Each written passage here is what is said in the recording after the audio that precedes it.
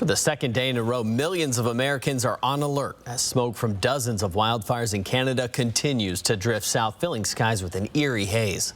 Very strange. I got up out of the subway and it looked like a zombie apocalypse. I woke up this morning and went outside and it was very strange and just sort of an eerie feeling. And people across the Northeast are living with the worst air quality recorded since 1999. In Canada, more than 10,000 square miles of land has burned so far this season. New on 4 News Now, meteorologist Matt Gray explains why this summer is turning into the summer of smoke. Matt.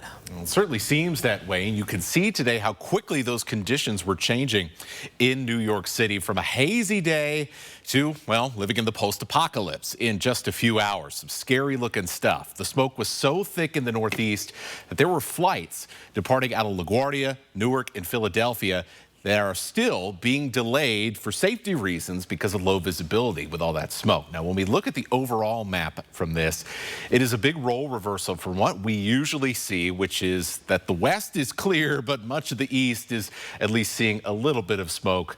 We know normally in summertime, that's usually quite the opposite. Pockets of unhealthy air quality stretching from the Atlantic Ocean all the way to even to Nebraska at this hour. But by far, the worst air quality is from Virginia all the way north into the Connecticut and western Massachusetts area. Parts of New York and Pennsylvania today are still in the hazardous air quality. In fact, they're in Scranton, Pennsylvania. They've been sitting at hazardous air quality for, well, coming up about 6 hours now at very least. Something that we are sadly familiar with here in Spokane from a couple of years ago.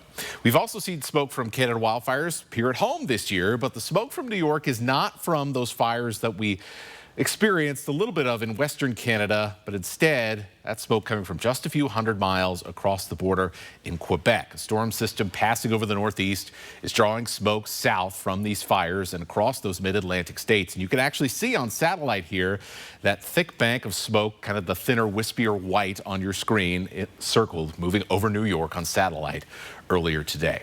In just the last 2 months, as Aaron mentioned, more acres have burned across Canada than the yearly average for Canada and the yearly average for the United States. It was a hot and lightning-filled spring across the north.